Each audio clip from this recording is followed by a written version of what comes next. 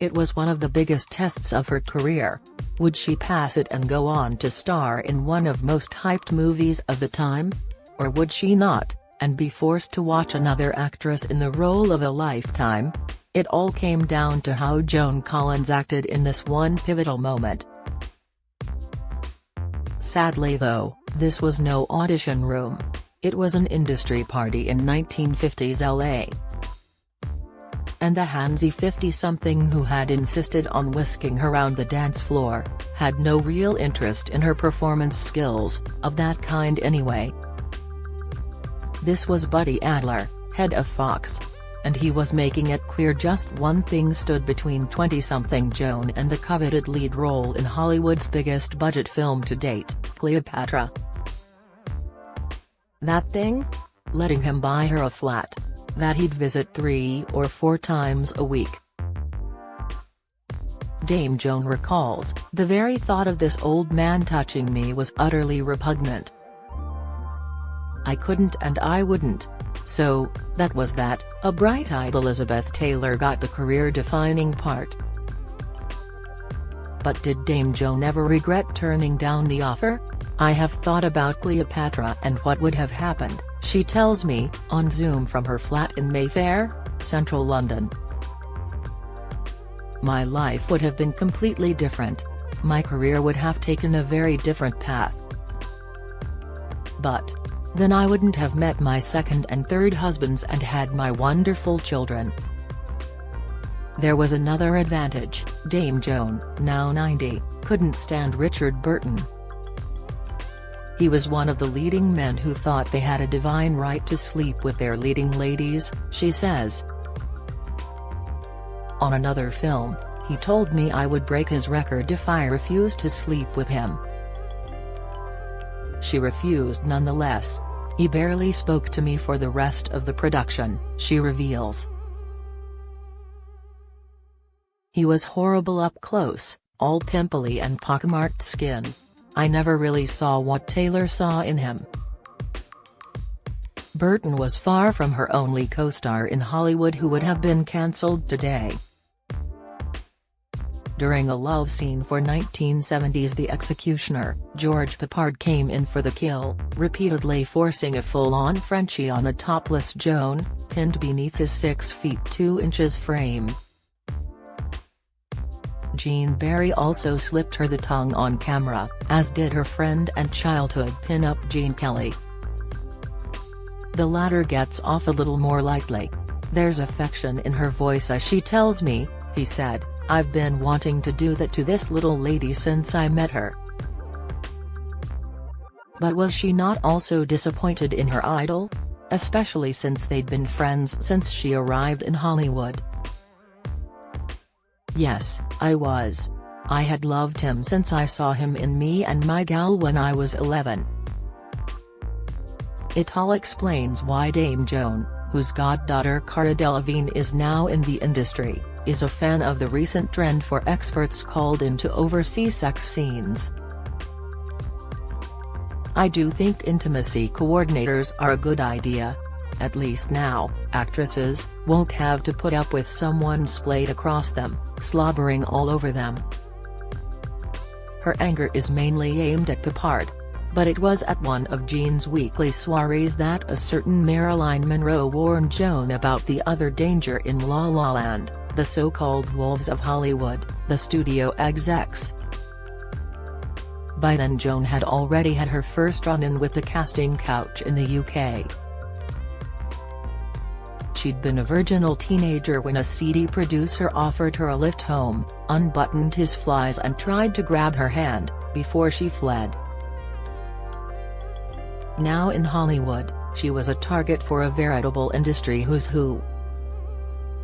Fox's Daryl Zanuck pounced on her and pinned her against a wall, Jack Warner propositioned her, Sam Spiegel blindsided her with an unsolicited kiss, another producer invited her for a meeting, only to be naked in the bath when she walked in. Each however was rebuffed with the same acerbic Dame Joan wit.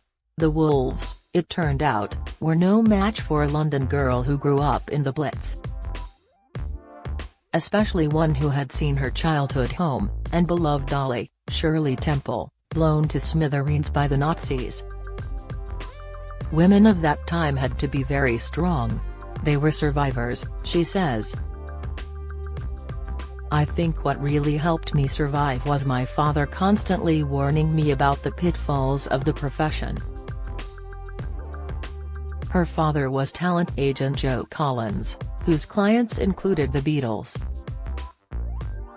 He didn't want me in the business, she adds.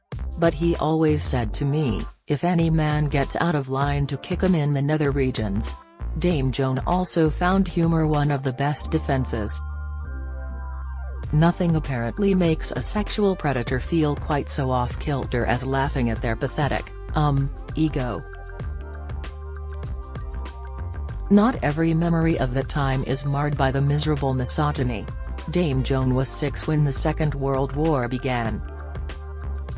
She and sister Jackie spent half the conflict evacuated to the countryside and half in London, sleeping in air raid shelters in their siren suits.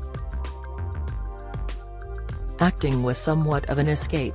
She first performed on stage aged 9, won a place at RADA as a teen and was signed by the Rank organization at 17. She became typecast as Britain's bad girl, with roles such as 1952's I Believe in You. In 1954, age 20, she was snapped up by 20th Century Fox on a 7-year studio system contract. She says of Los Angeles, I remember when I first got there, it was magical. I was in an apartment the studio paid for. I was 20 and had never been anywhere. I switched on the TV and it was in color. And not just color, there was Liberace in all this satin and lace. I had never seen anything like it. This was her pinch me moment. When she knew she had made it. She's been reliving many more in her new memoir, her first trip to the Oscars, in a dress she had designed herself, Steve McQueen giving her children motorbike rides, walking into her kitchen to find Marlon Brando helping himself to ice cream, weekly parties with Gene Kelly, Paul Newman and Joanne Woodward, speeding along the highway with James Dean. Her credits were just as impressive: The Girl on the Red Velvet Swing, Sea Wife, Stopover Tokyo. But, after losing out on Cleopatra, she did one last film for Fox, and returned to the UK.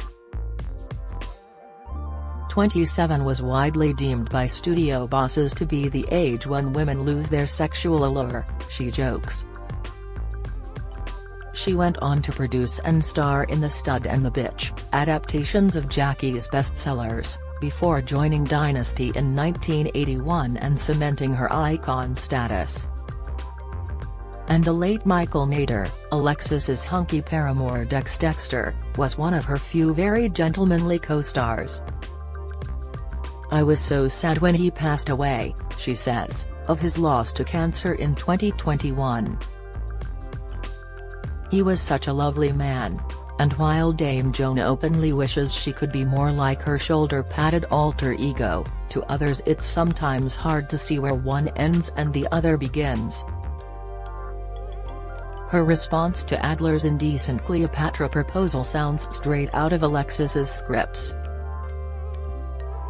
She writes in her memoir, I blurted out, "Oh, Mr. Adler, I came here with my agent. Why don't we discuss this deal with him? Honey, you have quite the sense of humor," he said. "And a sense of humor is all you'll ever get from me," I quipped.